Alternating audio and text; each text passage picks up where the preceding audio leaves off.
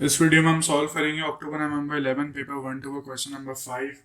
और क्वेश्चन में वो हमसे कह रहे हैं कि फर्स्ट पार्ट में कि sketch on the same diagram the graphs of y is equal to sine x. So हमारे पास फर्स्ट ग्राफ जो हमें ड्रॉ करना है वो y is equal to sine X का करना है, एंड सेकंड ग्राफ जो हमें ड्रॉ करना है वो y is equal to cos 2x का करना है। और हमें जो इन्होंने रेंज यानी डोमेन जो दी हुई है एक्स की वो दी हुई है x is greater than equal to 0 degree and lesser than equal to 180 degree. So ये हमें ड्रॉ करना है। So let's start. 0 से 180 ड्रॉ करना है तो पॉजिटिव मैंने पहले से एक्सेस बना लिए थे। तो हमें दोनों सेम डायग्राम पे ड्रॉ करना है, ये क्वेश्चन में लिखा हुआ है। तो लेट्स स्टार्ट। पहले तो हम इसका पीरियड वगैरह निकाल लेते हैं। तो इसका जो पीरियड आएगा, क्योंकि ये साइन एक्स है, साइन एक्स का पीरियड होता है अच्छा ये डिग्रीज में है तो हम 360 लिख सकते हैं, 360 ओवर। और इसका जो b है, b की वैल्यू 1 है, तो पीरियड हमारे पास जो है वो 360 आ गया। और कॉस का पीरियड जो है वो भी 360 में लिखेंगे, बट इसका b जो है वो 2 है, तो यहाँ पे हमारे पास आंसर आएगा 180। इसका मतलब ये हुआ कि हम जो डोमेन है हमारी वो 0 से 180 है।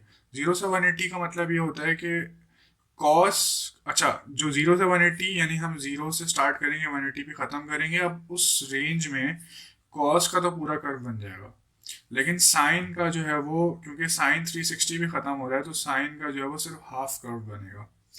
तो ये है। अच्छा इंटरवल विद हम निकाल लेते हैं।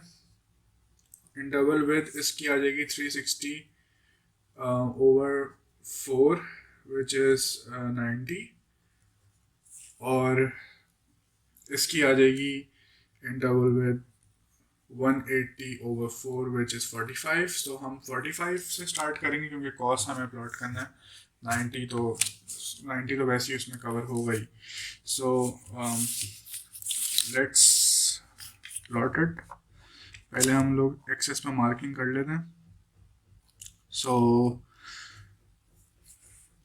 हमें 45 से लेना है और 180 तक जाना है, तो we can take this as 45, 90, 135, या we can take this as 45 and then this is 90, then this is 135 and then this is 180.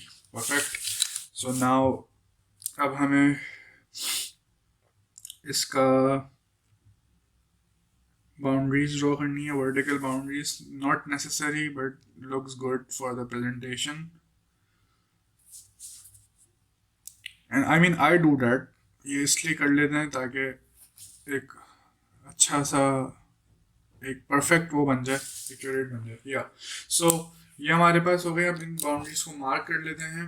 So this is अच्छा 45, this is 90, this is 135 and this is 180, and this is x क्योंकि ये x के लिए draw कर रहे हैं, and this should be y क्योंकि दोनों ही y हैं। कोई एक होता तो हम मेंशन कर सकते थे। So now let's plot the values. So पहले साइन प्लॉट कर लेते हैं, और I think we should plot cos first क्योंकि वो पूरा कर्व बनेगा। तो cos 2x, अब cos 2x में हमारे पास जो फर्स्ट वैल्यू है वो 0 है, तो 0 पे cos की वैल्यू जो है वो 1 आएगी। So let's take this as 1। उसके बाद cos 45 पे cos 45, तो 45 अगर मैं यहाँ प्लेस करूँगा तो cos 90 इज 0, एंड देन उसके बाद 90 प्लेस करेंगे तो यहाँ आ जाएगा 90 180, cos 180 is -1। so let's mention this as -1, and then cos 135 यहाँ प्लेस करेंगे 270, ये 0 हो जाएगा। and then you can check all this, verify all this from the calculator. so 180 यहाँ प्लेस करेंगे तो cos 360 जो है वो हमें दे देगा 1। so this is how the curve will look like. So it will start from here like this and it will go like this. So I hope ये मुझसे बिल्कुल ठीक बन जाए। Yeah, like this. Make sure you just show the turning point. Yeah, so this is the curve for the cos, and then now we should plot sine. तो sine क्योंकि 90 पे लेना तो 0 पर साइन 0 हो जाता है. एंड अच्छा we should label this as well. तो ये cos 2x है. उसके बाद साइन 0 पे 0 हो जाता है. साइन अब 45 पे तो लेना ही नहीं है हमें. 90 पे साइन जो है वो 1 हो जाएगा. एंड उसके बाद 180 पे दोबारा साइन जो है वो 0 हो जाएगा. तो ये हमारे पास सिर्फ एक हम बनेगा. So this is how the hump will look like. It's not perfect, मैंने इतना अच्छा नहीं बनाया, लेकिन this is exactly symmetrical. So what we can do is कि हम इसको एक और दफ़ा मार्कर से इसको थोड़ा सा रोटेट करके मैं so this is how the curve for sine will look like. So this is sine x, and you can ignore the pencil part. I don't have a eraser for right now. So yeah. So अब ये तो हमारे पास हो गए sketch. Second part में वही हमसे बोल रहे हैं verify that x is equal to 30 is the root of the equation sine x is equals to cos 2x, and state the other root of this equation for which x is greater than equal to 0 and lesser than equal to 180. So how you can verify it? You can just simply like look on the graph as well, but like if you want to verify तो यहाँ पे आप sin 30 रखें calculator में, and आप cos में भी 30 रखें. So इन दोनों की वैल्यूज जो हैं वो हाफ आएंगी. So you can say yeah, they are equal, and also you can see it on the graph as well.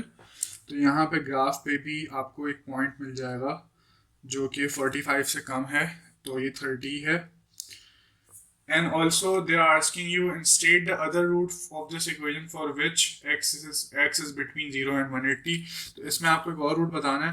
तो क्योंकि ये स्केच जो है वो exactly यानी सिमेट्रिकल है, सो यू कैन सी कि एक दफ़ा यहाँ पे हो रहा है और दूसरा रूट देखें यहाँ पे दोबारा से इंटरसेक्ट कर रहे हैं. This point they intersecting again. तो क्योंकि ये सिमेट्रिकल है तो जितना पार्ट ये 30 यहाँ यानी 0 से 30 ये 30 इसका जो है वो डिस्टेंस कह सकते हैं हम 30 डिग्रीज का पार्ट है. क्योंकि ये सिमेट्रिकल है 30 यहाँ पे भी होगा. तो वी कैन सी कि this is also 30. So I can repeat this again. हमने पहले वेरीफाई किया साइन 30 और कॉस में 30 रखा, तो दोनों का हाफ आ रहा था. दिस मीन्स के they are like 30 is the root of the equation, we can say that.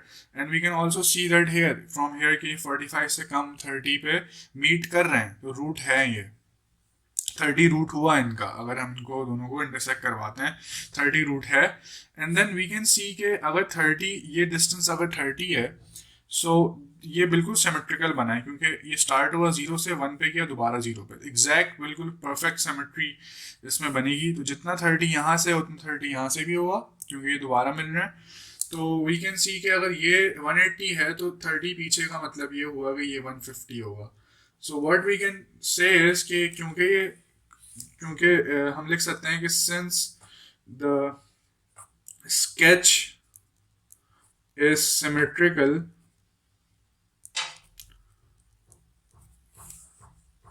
the other gap is 30 as well. यानी ये वाला गैप भी 30 है और ये गैप भी 30 था, सिमेट्रिकल है. So the other root is, तो हमारा पहला रूट जो है वो 30 डिग्रीज है, other root is 150 degrees. So this was the second part. Now the third part is they are saying hence. अब hence का वर्ड यूज हुआ है, इसका मतलब है कि आपको पुराने वाले पार्ट से रेफर करना है. hence state the set of values of x. तो आपको x के यानी कि सेट ऑफ वैल्यूज बतानी, रेंज बतानी है आपको for x greater than equal to 0 and lesser than equal to 180. यानी आपको इसके अंदर से ही आपको बतानी है दो रेंजेस या एक रेंज जो भी है for which sine x is lesser than cos 2x। यानी आपको ऐसी रेंज बतानी है x की जिसमें साइन जो है वो कॉस से छोटा हो। तो अगर हम यहाँ पे देखें तो ये जो ब्लैक मार्कर से मैंने कर्व बनाया है ये साइन का कर्व है, और जो पेंसिल से मैंने कर्व बनाया है ये कॉस का कर्व है। तो साइन कॉस से कब इसकी वैल्यू कम आती है, तो अगर आप नोटिस करें इस पॉइंट से, ये जो पॉइंट हमने दो बनाए, अगर हम इस पॉइंट से पीछे जाएं तो ये पेंसिल वाला कर्व बड़ा हो जाता है क्योंकि इसकी वैल्यू ज़्यादा है ग्राफ पे, और ये जो मार्कर वाला कर्व जो साइन का कर्व है ये छोटा हो जाता है इस पॉइंट से पीछे। और इस पॉइंट के बाद ये मार्कर यानी ये साइन जो है वो बड़ा हो जाता है और कॉस जो है वो छोटा हो जाता है। तो इसका मतलब है कि इस पॉइंट से लेके और फिर यहाँ पे दोबारा इस पॉइंट तक, यानी सिर्फ इस पॉइंट से लेके इस पॉइंट तक, यानी इनके बीच में जो है वो कर्व यानी साइन जो है वो कॉस से बड़ा है, और उसके अलावा जो उससे पीछे यानी इस इन 30 से पीछे और 150 से बाद में जो है वो साइन जो है वो छोटा हो जाता है और कॉस जो है वो कॉस की वैल्यू जो है वो बड़ी हो जाती है। या सो प्रिसाइजली क्या बात हुई कि आपसे वो पूछ रहे हैं ऐसी वैल्यूज, ऐसी रेंज सेट ऑफ वैल्यूज बताते हैं जिसमें साइन कॉस से छोटा हो। सो ये x यानी x lesser than 30 and x greater then 150। और हेंस कैसे पता चला, हेंस कहाँ यूज हुआ है यहाँ पे, तो हेंस ऐसे यूज हुआ कि जो हमने दो रूट्स निकाले थे वो ही यूज हो रहे हैं यहाँ पे। सो क्योंकि हमने इनको पहले मार्क किया हुआ था कि ये 30 150 तो ये यूज हुए हैं तभी ये हेंस है। तो हमें ये सॉल्व नहीं करनी पड़ी, हमें ये इनइक्वालिटी सॉल्व नहीं करनी पड़ी, हमने सिर्फ इनकी वैल्यूज को यूज कर लिया पीछे वाले पार्ट से। सो जब x 30 से लेसर है तो साइन जो है वो छोटा है कॉस से। देखें आप पेंसिल से कॉस बना हुआ है बड़ा है और साइन छोटा है। और उसके बाद जब हम 30 के बाद आगे जाते हैं तो फिर कॉस बड़ा हो जाता है। जब हम 30 के बाद जाते हैं तो साइन बड़ा हो जाता है और कॉस छोटा हो जाता है। और उसके बाद 150 के बाद 150 पे दोबारा से उसके बाद जो है वो कॉस बड़ा हो जाता है और साइन छोटा हो जाता है। So this was the third part. Thank you.